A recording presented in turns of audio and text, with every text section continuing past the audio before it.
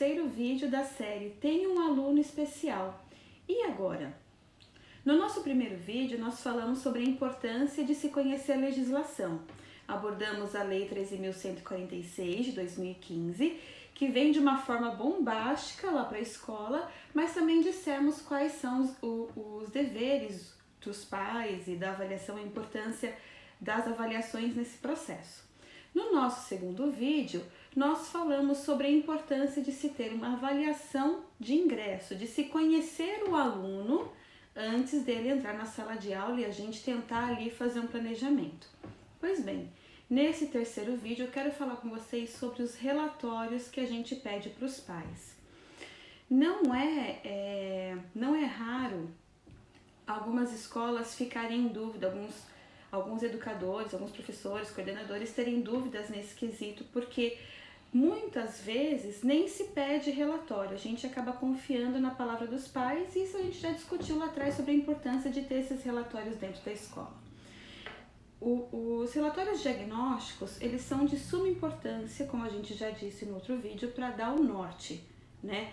É o neuropediatra ou o psiquiatra infantil que tem a habilitação, a competência, o conhecimento para bater o martelo do CID. Não o CID simplesmente pelo CID ou pelo número. Nós também já dissemos que pouco importa o nome do diagnóstico. O que importa é que esses relatórios vão me dar condução de trabalho, se é que eu quero fazer um trabalho de excelência. Então vamos lá. Eu recebo, por exemplo, um aluno que tem uma suspeita ou um diagnóstico de dislexia. Quais relatórios eu vou pedir?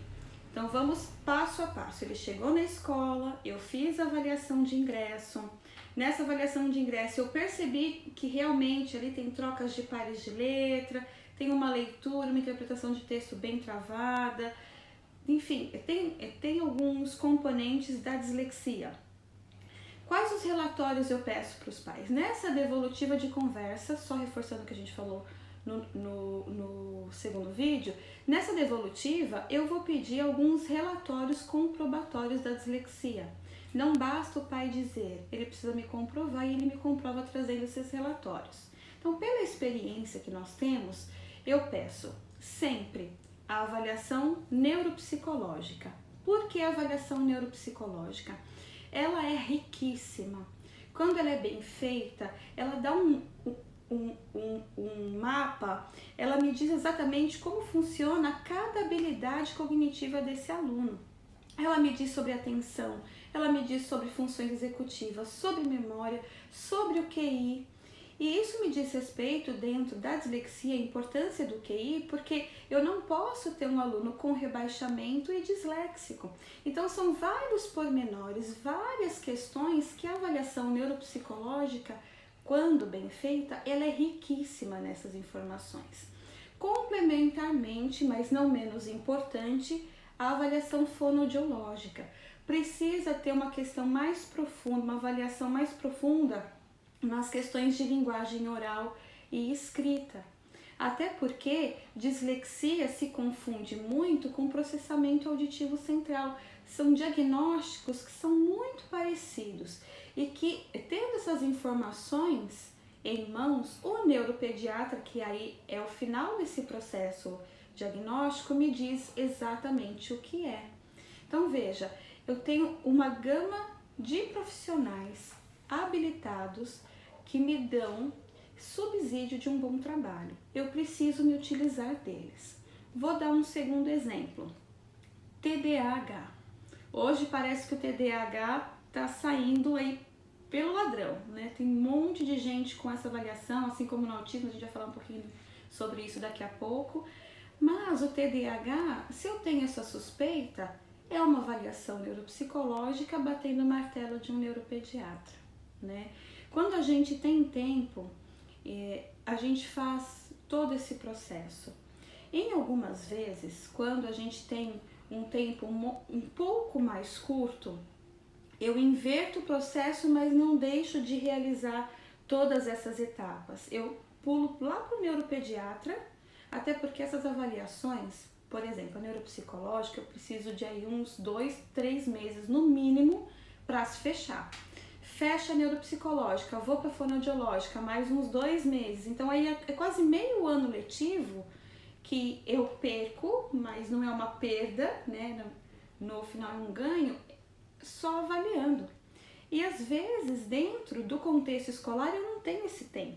Então eu pulo direto para neuropediatria ou para um psiquiatra infantil, onde ele tem ali alguns recursos, ele tem algumas ferramentas diagnósticas, ele já bate o martelo, mas complementarmente, não menos importante, ele pede a neuropsicológica, a fonoaudiológica, de repente uma terapeuta ocupacional também precisa entrar na jogada, né?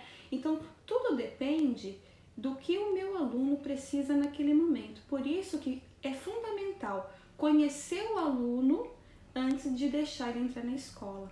E não a escola não precisa ficar com medo de pedir isso, muito pelo contrário.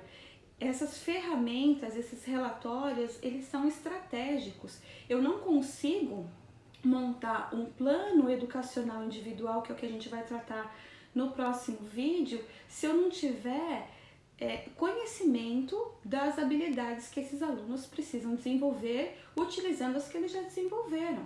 Então, esses relatórios, eles são fundamentais. Então, vamos lá. Eu trabalho, só retomando, com neuropsicológico, minimamente, né? Neuropsicológico, fonoaudiológico. Quando eu sinto necessidade, vendo a parte motora ampla ou fina, eu escolho um psicomotricista ou uma TO para complementar esse diagnóstico, mas sempre precisa fechar com uma avaliação com um médico, é um neuropediatra, o único profissional habilitado para dar CID, para bater o martelo, para dizer, olha, seu filho tem um transtorno, seu filho tem um distúrbio ou não, ele não tem, às vezes é causado pelo ambiente, mais tóxico, mais desorganizado, também desorganiza a criança. Então, com todas essas avaliações em mãos, a gente vai saber exatamente onde a escola precisa atuar, onde o psicopedagogo escolar vai ter que atacar naquele momento, para que o processo de aprendizagem não seja afetado, não seja prejudicado em detrimento de outras questões, outras habilidades cognitivas, tá bom? Então esse é o recadinho, eu agradeço muito a sua participação aqui conosco. Obrigada!